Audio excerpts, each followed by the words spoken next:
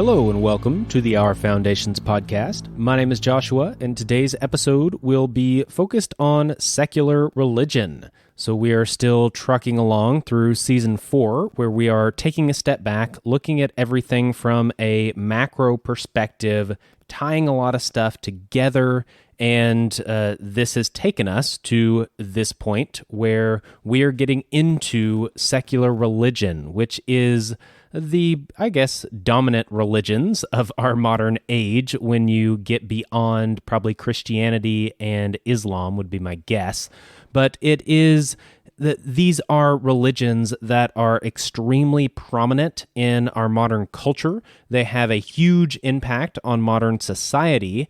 And so if you are looking at how you relate to the state, how you relate to the culture, how you relate to your religion, especially if you're a Christian and you have lots of contradictions here, this is a very important concept, and it really helps us to understand what's actually going on, because a lot of times things just don't make any sense. There's a lot of contradictions. There's a lot of things that are out there that don't really correlate to what they're supposed to correlate to, and if we did not have this information and this framework to look through, then it just doesn't make sense at all. It's kind of like the idea of the dim age, or moving into a more ideational society versus a sensate society, and how that makes a lot of stuff make more sense. That is something that is also true when you look at secular religion. So when you first hear the term secular religion, it sounds like it's a contradiction, because in a lot of ways it is. A religion is, in a lot of ways, by definition, not secular. But I think what I will show over the course of this episode is that, in fact, they are religions, even though they don't outwardly appear to be. So while they appear to be completely secular without any sort of religious framework, on the contrary, they actually are, in fact, religions, even if from outward appearance they do seem to be secular. Now, if you look from a spiritual Christian perspective, I've talked about the spiritual world multiple times, and how, according to biblical interpretation, they would say that, or Scripture says, that the adversary is the one that runs this world. He is termed the prince of this world, or the prince of the power of the air, or lots of different terms of that nature. But the point is that, at least according to the biblical narrative, the adversary is the one that runs this world. That would include nations, governments, other religions, the system that we live under. So if we look from that more spiritual perspective, that is the darkness that is running the modern world. But we are not only looking at a spiritual perspective, and not only mainly looking at a spiritual perspective, most of this is not spiritual at all. Most of this we're just looking at on a relatively surface level. So getting back to that level, secular religions, they don't outright follow a deity or divinity, but when you really look into their beliefs and their goals and the frameworks that they live by, they fall into the same category that any other religion does. They meet the same criteria, and in the end, they do, in fact, have gods that are over them. However, these gods may not necessarily be gods in the sense that we would think of them as divine entities. They might just be systems, or they might be these immaterial ideas and concepts, or they might just be themselves as humans. There are many different examples here that we will get into, but the point is that a secular religion is one that outwardly looks like it is secular and does not have a deity at its head and does not act as a religion. However, when you really get into it, it does meet the criteria of a religion, and they do have a god or gods that they seek after. So let's start off by calling out the specific secular religions that I'll cover today. Those would be Statism, wokeism, and scientism. And with those, there are some other subsets and related things, like transhumanism would probably be the biggest one to call out in addition to those.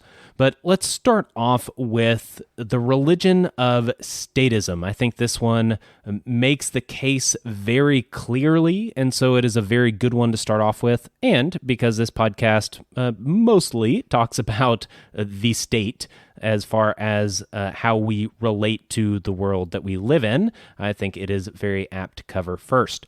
So I want to start off with some quotes. I don't think I'll have many quotes for the next two, but this one I do have a few, and a few definitions that really bring out this aspect of the religious nature of statism. And I guess I can also say just briefly about statism. The idea of statism is that someone believes that the state, that having a government is good for society, is something that they should participate in, that we should have, and that is just overall a good system, even if there are bad apples, and even if there are bad things that happen, and even if they're not perfect. Overall, they believe that the state is the solution to most of their problems. So that would be the view of a statist. So the first quote comes from David Lipscomb from his book on civil government. Quote, "It is clear that the influence upon man that arose from forming and conducting human governments was to wean man from the government of God, make him feel independent of that government and of his maker. It inspired his heart with the idea that man is more than a servant. He naturally magnifies his own works and his own institutions, so that but few men give their time and service to the human government, but that they soon come to think the human much more essential to the world's well-being than the divine government. The introduction of human additions into the divine institutions has the same tendency. Men who introduce, operate, and support human additions to the government of God soon come to magnify these human additions, that they esteem them of more importance to the well-being of the servants of God than any of the God-ordained appointments of his institution. This is but the working of human nature. A proper understanding of these principles and manners of God's working among and dealings with the world is essential in any just understanding of the origin, mission, and destiny of human governments, their relation to God, and of the relation that the Christian and Church of God sustain to them." So obviously this is from a Christian perspective, and Lipscomb is talking about how human governments started by man taking over these roles that used to be God's. And you could say that from a Christian perspective, that the Most High God, he was the one that was to rule over humanity, and humanity was under him. Or you could even branch that out to some of the other ancient religions, and you could say that the gods were the ones that ruled the world and the happenings of humanity, and they were the ones overall in charge, and then men stepped in to take over those roles and esteem themselves above God or the gods. And that is, I guess, a fairly historical representation of what happened, especially if you go back to the Ages of Man framework that I've talked about before. When you get out of the age of religion and into the age of empire, that's exactly what's happening there, where the age of religion was highly organized and managed and governed through this religious mechanism, where the theocracies and the scriptures and texts and the religious apparatus, the religious bureaucracy, the priests, all of these things, they were what ran things in the majority of the various cities and empires and things like that that existed at the time. But as you shift into the age of empires, you start to see emperors that claim their own divinity, and emperors that turn away from the old gods, and different leaders and governments and systems that start incorporating multiple religions and multiple gods, because their government, their state, is separate from that religious aspect. So it is gaining its independence, it's separating itself from that, and the human aspect of that is taking over that religious aspect. So getting back to the idea of the secular religion of statism, I want to define religion and worship, and then picture, if you will, how a statist acts towards the government, maybe towards the flag or towards some other aspects like that. I think you will see a lot of similarities here. So, religion, by definition, is a specific fundamental set of beliefs and practices generally agreed upon by a number of persons or sects. The body of persons adhering to a particular set of beliefs and practices. The practice of religious beliefs. Ritual observance of faith. Something one believes in and follows devoutly. A point or matter of ethics or conscience.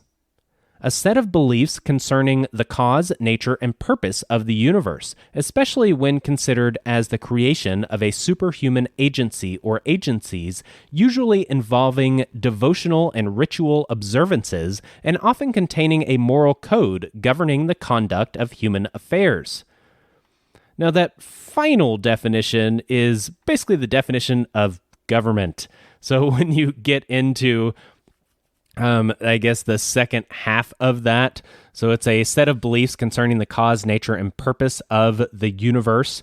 We can, I don't even want to get into explaining how that applies, but getting into the next part, especially when considered as the creation of a superhuman agency or agencies. That superhuman agency you could think of as the state, usually involving devotional and ritual observances.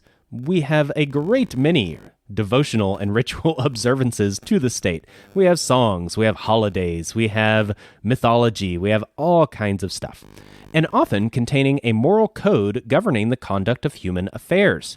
Well, that's actually what the law is. Some would argue that the law that exists, that comes from the government, is one that does not govern moral issues, but that is not true in any way. The law does govern morality because that is how you can determine what is right or wrong. Whether someone should or shouldn't do something, or is allowed to or is not allowed to do something, those are often moral issues, and the government is the one that is saying, governing the conduct of human affairs in this context. So, yes, a lot of these things apply very directly to statism and to how people view the state. A ritual observance of the faith was another definition. Yes, there's a lot of ritual observances. We'll get into that next. Same with the practice of religious beliefs. A specific fundamental set of beliefs and practices generally agreed upon by a number of persons or sects. So yes, it's a fundamental set of beliefs and practices that pretty much the majority of the country follows when we're talking about the United States, and I'm sure most others. And they have this set of beliefs that they're taught from the time they're little, and they believe that the state is this superhuman agency that is out for the good of the world and their country. Now, getting into the next definition, that is worship. I think this is one that is very applicable as well. So when we talk about worship in regards to statism, that would probably be looked at as people appealing to the state to meet their needs or to take care of things that they think should be taken care of in the greater society. That would be like through voting and appealing to the politicians, local or federal. You also have the issue of singing songs and holding your hand over your heart and taking off your hat, observing very specific holidays that are specifically related to patriotism, and all of these kinds of things. Keep these types of things in mind as I read this definition of worship. To regard with great or extravagant respect, honor, or devotion. To perform or take part in worship or an act of worship. A form of religious practice with its creed and ritual. And that's it. It's pretty simple. Are there creeds when it comes to statism? Well, yes, quite a few. Are there rituals when it comes to statism? Yes, quite a few. Do people regard it with great or extravagant respect, honor, or devotion? yes, all of them. You respect the flag, you honor your masters in charge of you, and you are purely devoted to this mechanism of a democratic republic and the government that is out to, do good for everyone, or it should be. It's not right now, but we're going to change it, and it's going to get back to the way it should be. That's usually how people view that. But my point is that it fits this definition of worship, and it fits the definition of religion, which is why I'm classifying it as a secular religion. And so the next part, this is someone, Karl Popper, that is specifically talking about the philosophy of Hegel. And so this is basically Hegel's opinion that he is writing about, but since it's not directly a quote from Hegel, I have to say it's a quote from Karl Popper, but it's basically Hegel. So what he says is this, quote, "The state is the divine idea as it exists on earth. We must therefore worship the state as the manifestation of the divine on earth. The state is the march of God through the world. The state must be comprehended as an organism. To the complete state belongs, essentially, consciousness and thought. The state knows what it wills. The state exists for its own sake. The state is the actually existing, realized moral life." So he's just calling it out there, where the state is God, and it fills this role of that superhuman agency as defined by the definition of religion. So the next quote, two actually, come from Larkin Rose. I'll just read them both together. "In truth, the belief in government is a religion, made up of a set of dogmatic teachings, irrational doctrines which fly in the face of both evidence and logic, and which are methodically memorized and repeated by the faithful. Like other religions, the gospel of government describes a superhuman, supernatural entity, above mere mortals, which issues commandments to the peasantry for whom unquestioning obedience is a moral imperative. The belief in government is not based on reason. It is based on faith." So, yeah, no need to comment on that. The final quote comes from H.G. Wells, and he was, I guess I've talked before about the Society of the Elect and the Fabian Society. He was involved in both of those, as well as some other movements that I've discussed. So he's generally not on the good side, but at the same time, we learn from everyone. So to get his quote from the book The Open Conspiracy. Quote, "The open conspiracy, as consisting of a great multitude and variety of overlapping groups, but now all organized for collective political, social, and educational, as well as propagandistic action. They will recognize each other much more clearly than they did at first, and they will have acquired a common name. The charter of the open conspiracy will now be plainly displayed. It will have become a great world movement, as widespread and evident as socialism and communism. It will largely have taken the place of these movements. It will be more. It will be a world religion. This large, loose, assimilatory mass of groups and societies will be definitely and obviously attempting to swallow up the entire population of the world and become the new human community."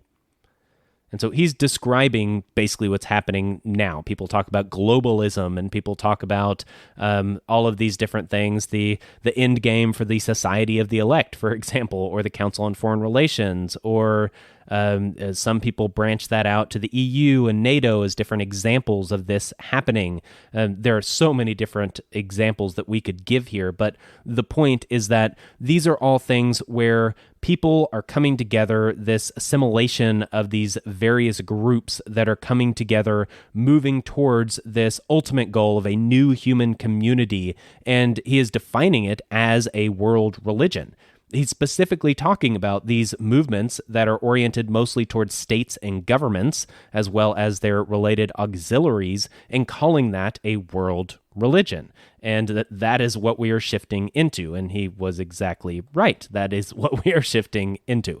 So that's what's going on when we're talking about secular religions and specifically statism.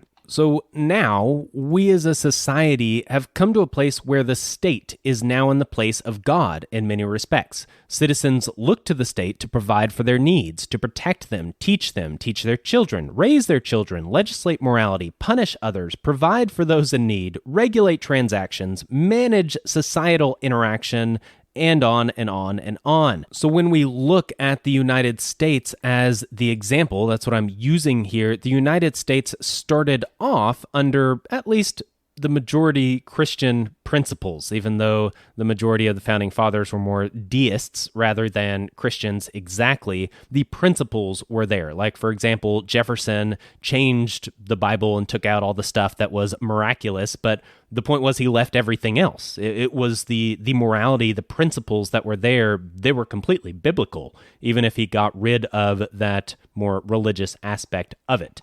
So looking at this from a Christian perspective, which what I'm trying to say is that is the evolution of the United States of America, that it was founded on biblical principles. Whether that's a good or bad thing, it's up to you, but that it shifted into this role where it's a completely secular, separate thing, and man has taken the place of God in this respect, similar to that shift I talked about with the age of religion to the age of empire. So with all of this, from the Christian perspective, God has directed us how to handle all of these different matters that people look to the state for, both practically and conceptually, both as a society and as individuals. The Christian is to look to God for guidance and assistance in all matters. This is not the role of the state, according to a Christian worldview. Many have faith in and rely on government, departments, programs, and laws to solve society's problems instead of the kingdom of God's church of believers, their programs, and individual actions. So unfortunately, even most Christian believers have rejected God's role and teaching in these matters and turned to the state, which is a very interesting aspect, because when you look at statism as a secular religion, then you see that so many Christians are statists. Then that seems to be a very big contradiction where you're a part of two different religions, and a direct contradiction because you are looking to the state as a statist to fill all these roles that you should be looking to God to fill and to the church to fill. And so there are some obvious issues with that. So to get on with how statists treat the state in a religious manner, citizens sing songs to and in reverence of the state. They go through rituals and motions to honor and obey the state, lifting up their hands and removing their hats in respect. They place the state in a position above everyone else, with more power, more rights, more knowledge, and more respect than mere humans. Again, this is a superhuman agency. The state is omniscient, with the goal of doing what's best for everyone, prioritizing its own citizens and working all things out for the good of those who love it. They have created this ruling entity to be lord over all. There's a priestly class of politicians that perform the duties required of the state after being confirmed into the faith through specific rituals and acceptance by the overarching body. They go through various rituals and rites to receive their positions, enact policy, and make decisions. The common man gives homage and support to the state through song, salute, voting, contributions, and various other actions. If a citizen wants something of the state, they vote and or seek the priestly class for aid. Citizens give up portions of their time, of their money, their natural rights in exchange for the benefits of the state, and the state taking care of the management of society. People feel safer, and in exchange, they will give up their rights. They will give up their money so that the state can keep them safe. So going back to that Christian perspective, it's a complete corruption of the kingdom of God and God's role over man from a Christian perspective.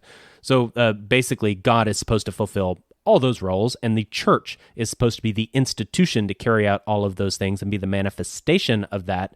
But this is not Christianity. This is statism. And so that's the exact point, that Christianity says all of these same things. You just replace the state with God. You replace politicians with the church, and you replace these rites and rituals and worship of the state with worship of God and rituals that are religious and Christian in nature. It's the same thing. It's just a different version. It's a corruption of it. That is why statism is a religion. So statism isn't like a religion. It is a religion. Statism is the religion, and the state is their god. Politicians are the priests, the bureaucracy is the institutional hierarchical church, patriotic citizens make up their church body, and all is based on their religious text, the founding governing documents. In America, this would be the Constitution.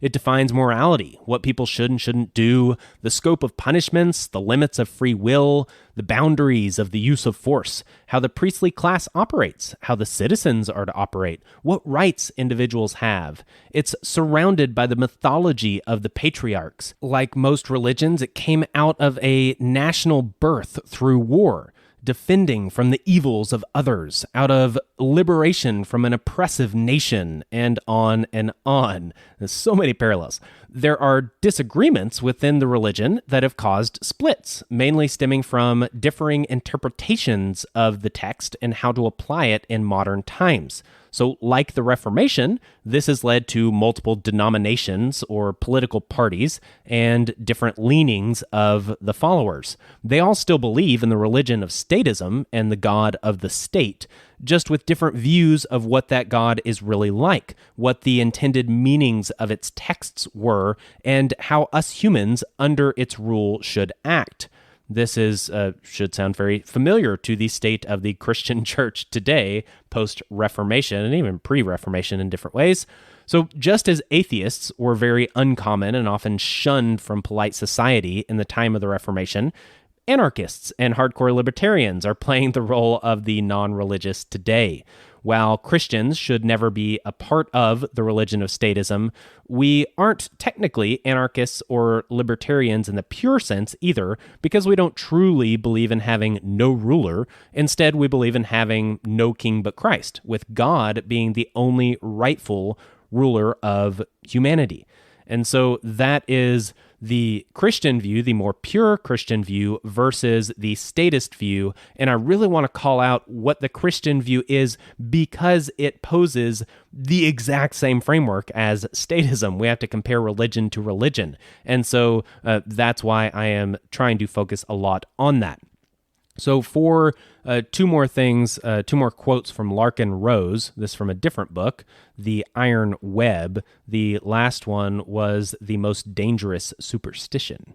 But from The Iron Web, quote, "You are not Christians, you are not Jews, you are not Muslims, and you certainly aren't atheists. You all have the same God, and its name is government. You're all members of the most evil, insane, destructive cult in history. If there ever was a devil, the state is it, and you worship it with all your heart and soul. Some of us realize the self-evident truth that no election, no constitution, no legislation, and no other pseudo-religious political ritual can bestow upon anyone the right to rule another. Nothing can make a man into a rightful master. Nothing can make a man into a rightful slave." So I think, again, he needs no commentary. He puts things very clearly and very distinctly. So while when you talk to a statist or you call out statist beliefs and actions, the statists themselves will definitely give a lot of pushback if you call it a religion. I think I have shown in the previous 20 minutes or so that it in fact is a religion, whether they admit it or not, whether they believe it or not, it doesn't matter.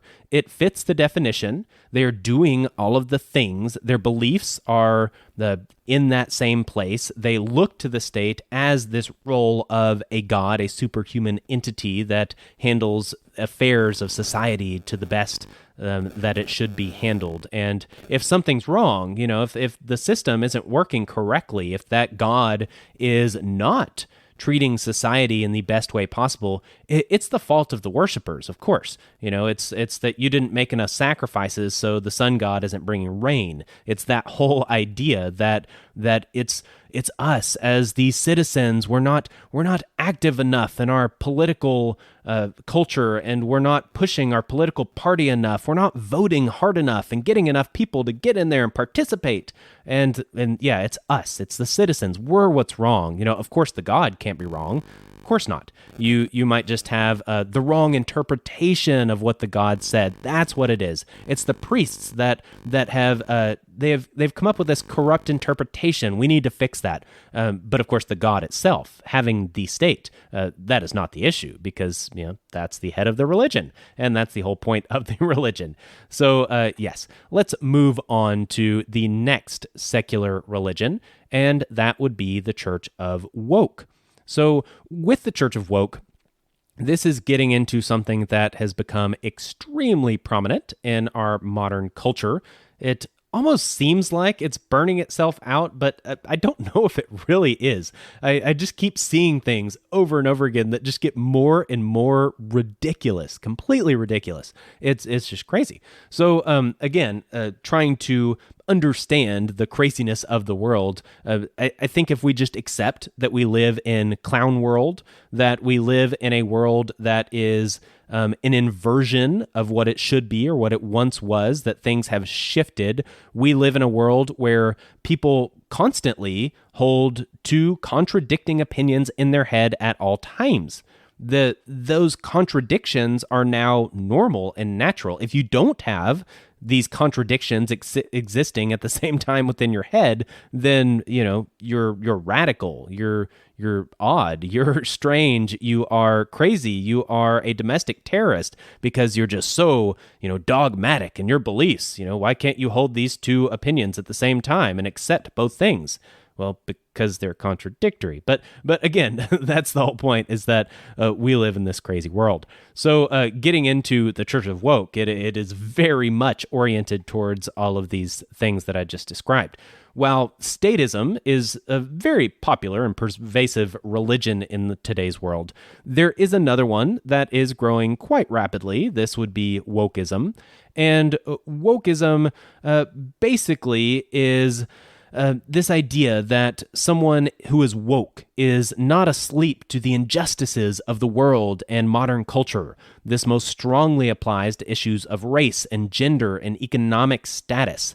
The problem is that wokeism has become very distant from its original roots. So a lot like environmentalism, which taking care of the environment is definitely a good thing. I would totally agree with it, and I don't think that we should poison the earth. I think that's a bad thing to do. However, the environmentalism movement has gone way beyond that and become very radical and pushing things that often actually destroy the planet just as bad or worse. So yes, it went way beyond its roots. Same is true with wokeism. While you might agree that there are injustices of the world related to race, gender, and economic status, those are very real things. Wokeism has just become radicalized, and now the woke have begun to see injustices everywhere they look. So if a man gets a job over a woman, it's obviously an issue of gender discrimination.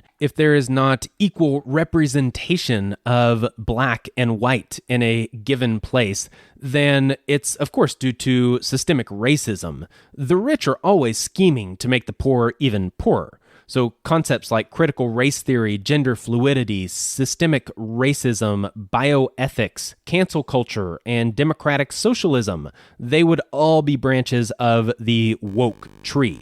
And so again, while some of these things, the majority of these things, are real to some extent and are true to some extent, that extent is the bottom 1%, and the rest of the 99% of what the Church of Woke preaches and what it pushes, they are very, very far from the mark.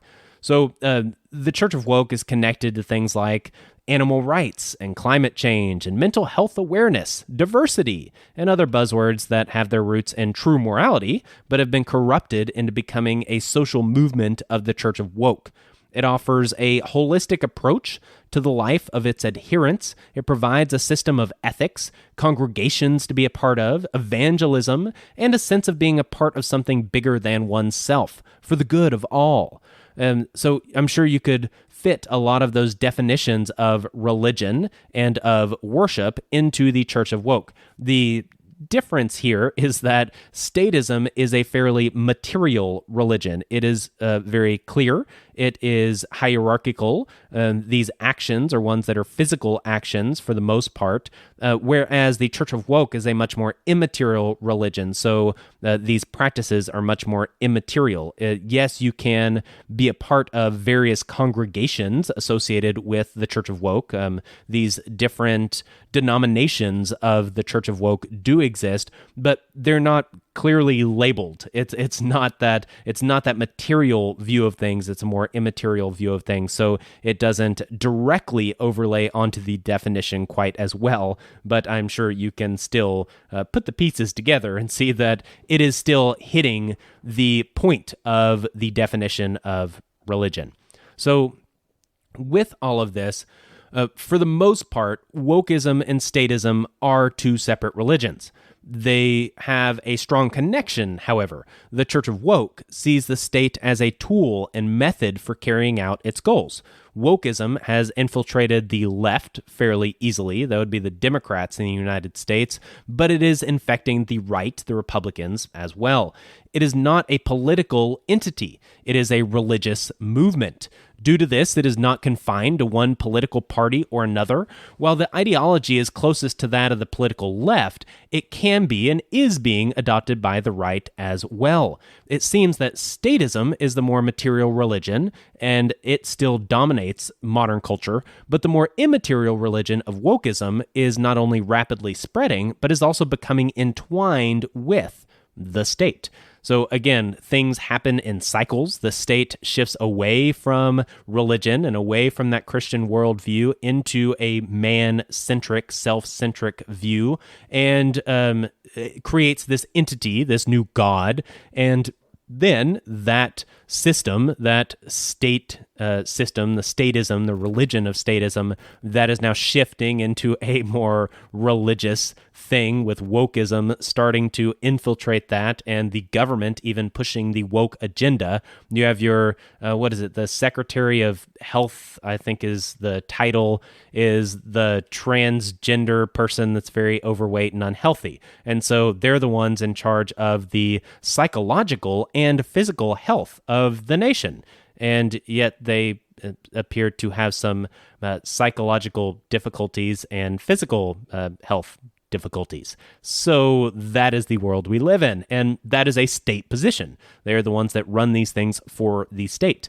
So again, they are separate, wokeism and statism, but they are they use each other. They are entwined in this sense. So again, when you look at the spiritual view from a Christian worldview, if you see the prince of this world as being the one that runs the entire world outside of the kingdom of God, at least, then it would make perfect sense that every aspect of this world does work in concert with each other to push a certain end game. And yes, that does seem to overlay fairly well here. And so while the Church of Woke does not run the bureaucracy of government currently, and may never do so, it is a force that one cannot avoid. It operates primarily through law, not primarily through laws, but through social pressure.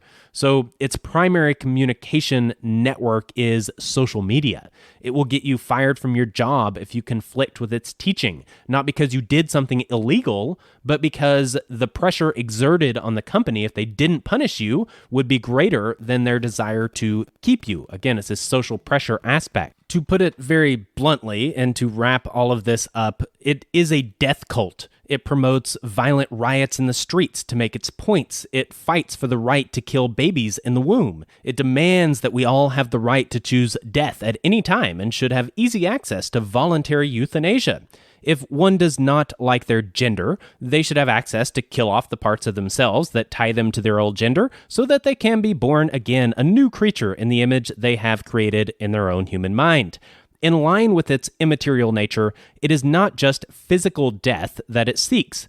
The cancel culture that it perpetuates attempts virtual death to all heretics. It will hide your content from search results. It will delete your social media accounts and prevent you from getting a job. Your relationships will be strained or cut off if you stick to your values, especially if those are Christian values, traditional Christian values around the woke. Its ways are clearly in opposition to Christianity and to traditional morality, and instead they have their own doctrine and dogma that they demand that you follow. And so while, again, this is not as material, I say they will keep you from getting your job, and they will delete your social media accounts, and they will do this, and they will do that. The they is not a material hierarchical they. It's not a specific company or a specific government department or specific set of people that I can point to, because that's not what this is. It's an immaterial system. And so it's something that we can see the evidence of, even though we can't directly see it. So it's like the wind. You can see the evidence of the wind. You know that the wind is there. You can even measure that it's blowing. You can get some statistics on it, but you can't actually see the wind, so to say. You can't just point, oh, there's the wind. That thing right there, that's the wind. No, you can say, oh, there is the effects of the wind, and we can measure the wind, and we can study the wind, but we can't necessarily see it and point to it. And that would be the same thing, this immaterial aspect of this other secular religion, the Church of Woke. And so getting away from wokeism and into the final aspect, that would be scientism. And scientism is kind of a mix between the two, at least between these aspects of material versus the immaterial. It has both things, but I would actually say it shifts more into the immaterial than the material. The material becomes a tool for the immaterial, and that's the same thing where the state becomes a tool for the Church of Woke. And so scientism is, in my opinion, what takes over as the Church of Woke does burn itself out, which at least that is my prediction for the future eventually. Now, scientism is something that stems from science and the scientific method, and these things are not in any way bad or evil or against God and Christianity. On the contrary, these provide a deeper understanding of God and his creation from a Christian worldview. As with how wokeism took legitimate moral issues and corrupted them into a secular religion, scientism has taken the objective study of this world and turned it into a secular religion. And they use that to control and manipulate this world, the natural world. So like wokeism, it finds its roots in much earlier history, but is now coming to the forefront in a dominance not achieved before. So understanding the roots of scientism is pertinent to many aspects of what we're looking at here, but I will not directly cover them in this episode. I've done so before way too much to get all into again today. So what I am referring to would be Plato and William Henry Smith. They would be at least the biggest examples of these historical roots of scientism, and that gets into the idea of technocracy as well, which stems from this same idea, this same value system. So if we skip over that historical aspect, and if you want more, you can go back to other episodes. By the way, if you have not noticed in the show notes, I am linking to previous episodes in pretty much every single episode I release. So since season 4 is covering concepts and topics that I've talked about in detail before, just separately in a more specific and in-depth way, I'm linking to those older episodes. So if you want to hear more and you haven't listened to the podcast in its entirety, then you can go back on those specific things you want to hear more of. So I'll try to link those here as well, at least the ones that are relevant. So getting back to the religion of scientism, I've got a few quotes here from someone that talks about this a lot. This would be Henry de Saint-Simon, and he says, I've got 3 quotes, I'll just read them all together. Quote, Today, for the first time since the existence of societies, it is a question of organizing a totally new system, of replacing the celestial with the terrestrial, the vague by the positive, and the poetic by the real. True equality consists in each drawing benefits from society in exact proportion to his social outlay, that is, to his real capacity, to the beneficent use he makes of his abilities. And this equality is the natural foundation of industrial society. A scientist, my dear friends, is a man who foresees. It is because science provides the means to predict that it is useful, and the scientists are superior to all other men. So again, we get into these religious aspects. It's the experts that are the ones at the top. That is the priestly class.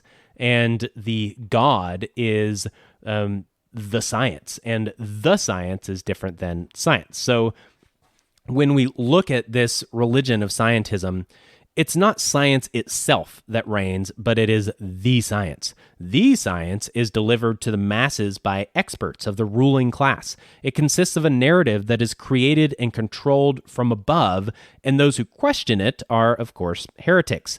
They are a threat not only to the ruling system, but it is said they are a threat to their fellow man. The experts are the priestly class of this religion, with their decrees playing the role of sacred text. These texts, however, are not concrete and will change through time according to current revelation. Scientism claims objectivity and truth, while vehemently shutting down any hypothesis contrary to their crafted narrative.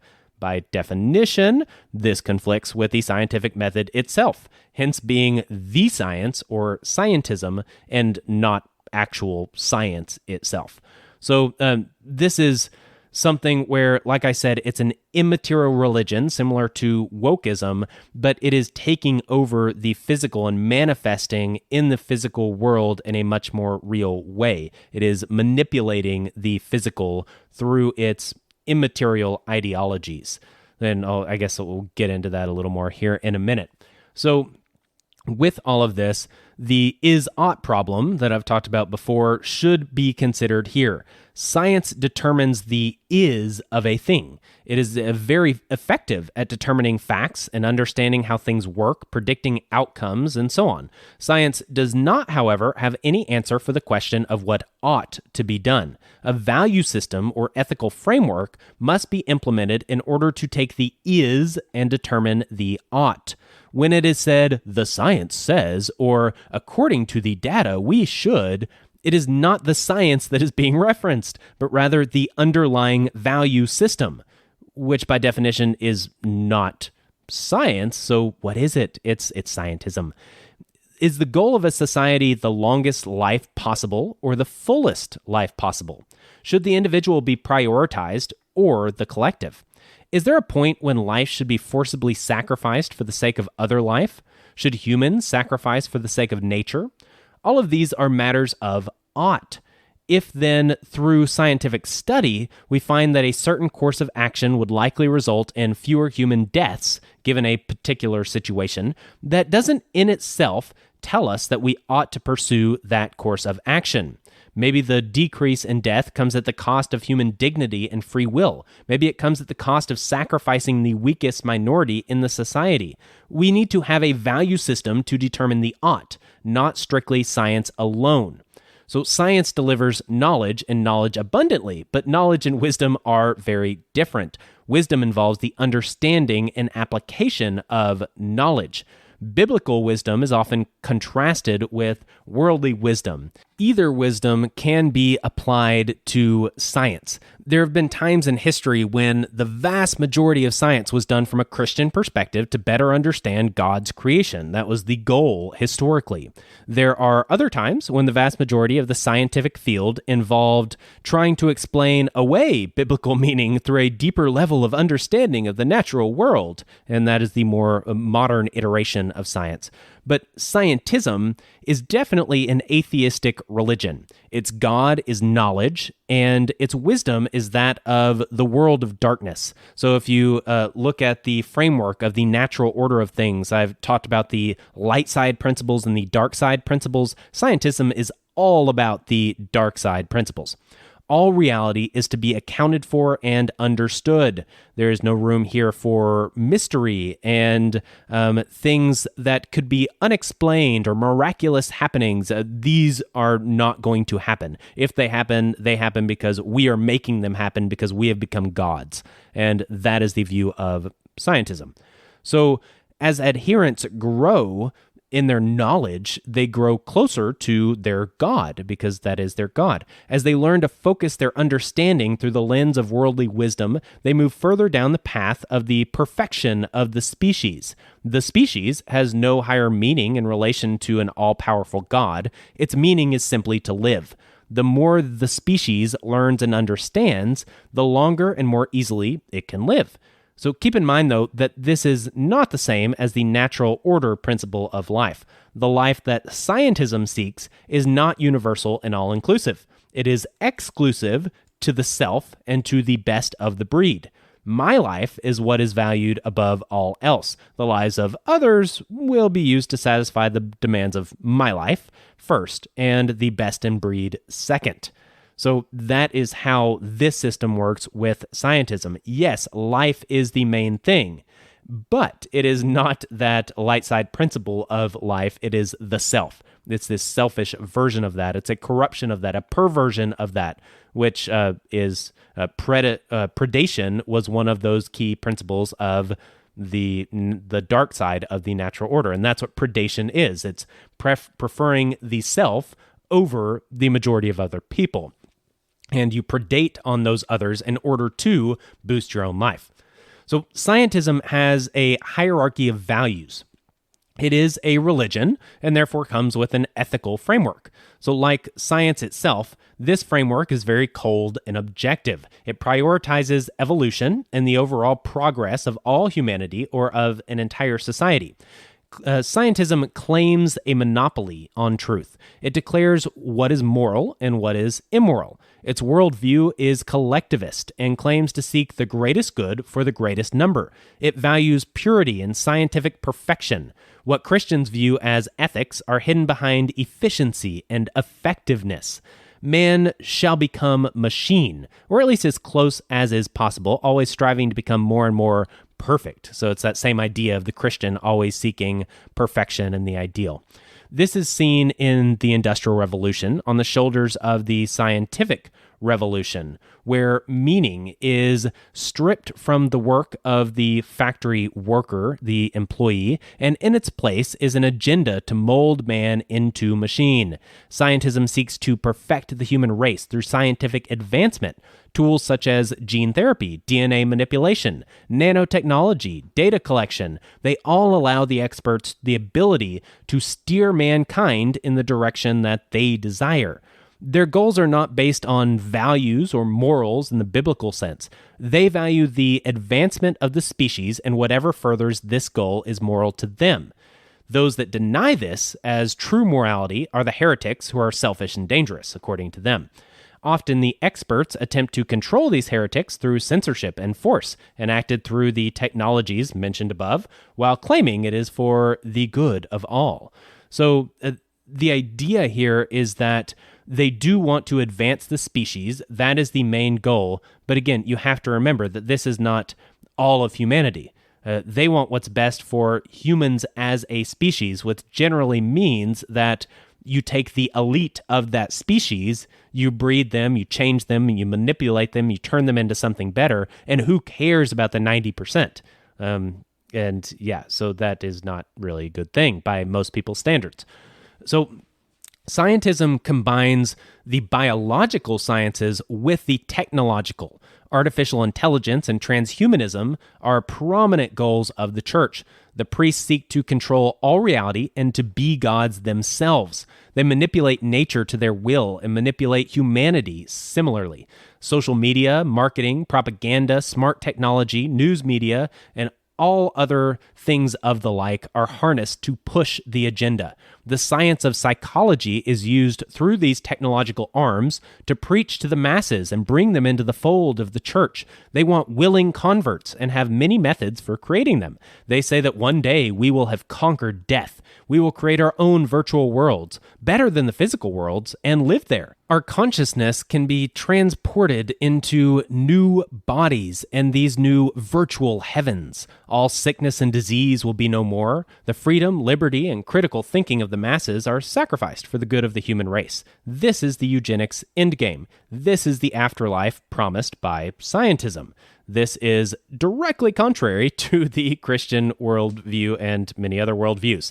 So again, you should see the parallels here, that we will receive new bodies and we will be in this eternal life in a place that is better than the one that exists now, and so on and so forth.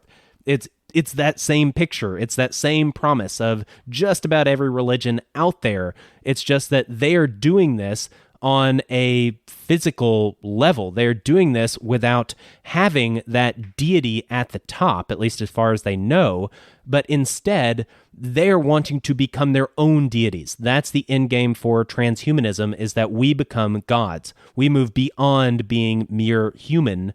We become gods ourselves. We determine the laws of nature. We determine the laws that we live by. We determine when we live and when we die. That is all up to us because we have now become gods. That is the idea of transhumanism, which is what really pushes the secular religion of scientism.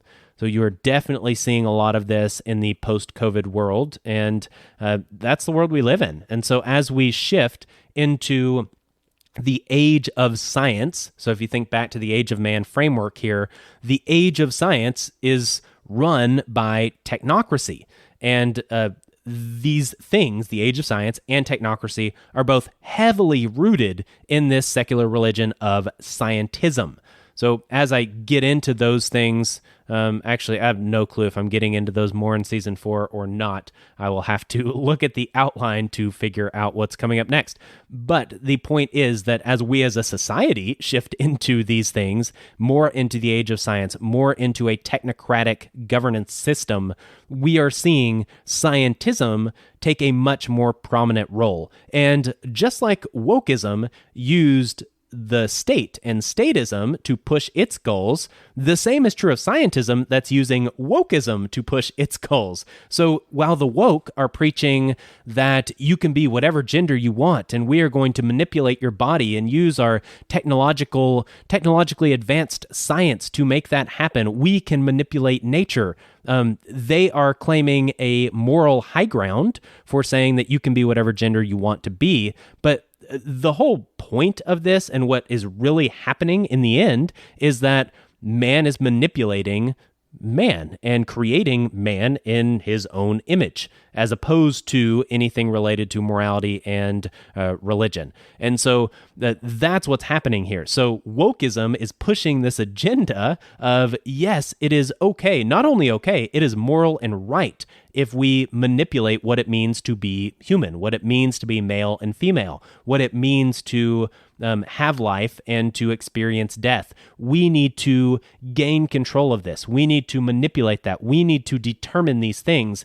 That's scientism. And that's what the Church of Woke is pushing, at least on a very limited level. Now, as that becomes normalized, that is then going to shift us into pure scientism, where that becomes normalized. Those ideas are normalized, but wokeism itself as an ideology burns itself out because it becomes too extreme. And what is left? Well, it's scientism, because you've already established that these things are okay. They at one time were thought of even as good. So let's just expand this to everything. And that is what scientism does. That's what it will do. That's where we are headed.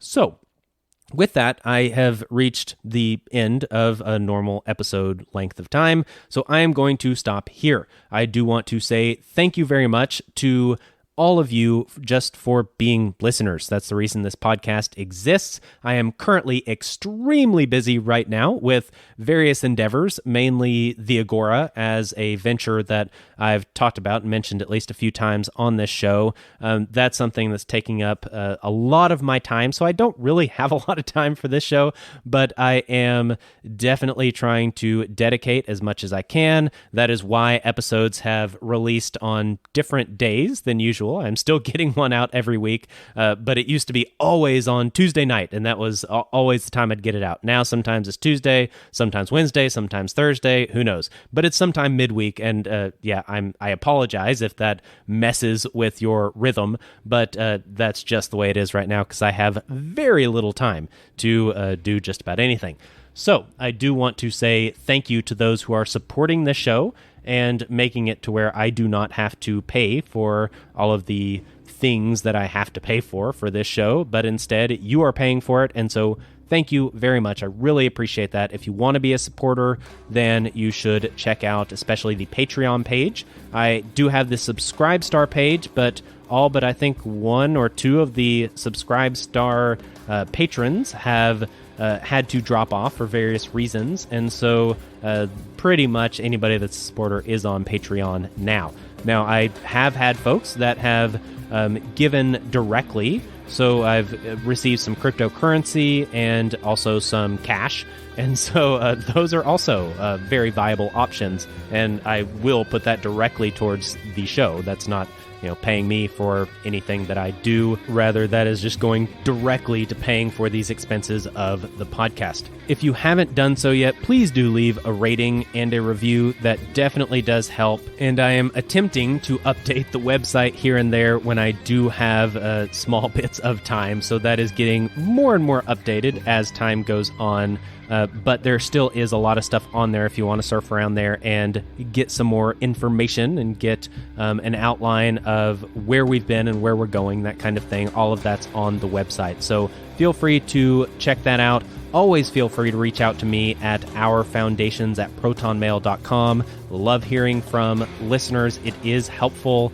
and it's encouraging to hear that a lot of you are getting into practicing a lot of these things that I've definitely been really big into, and apparently you guys are too, which makes sense. That's why you're listening to the show, probably. And so it is encouraging to hear about these things. So thank you very much for your support of all kinds. I'm out of here. Peace. This has been Our Foundations Podcast. Goodbye. Thank you for listening. Goodbye. Bye-bye.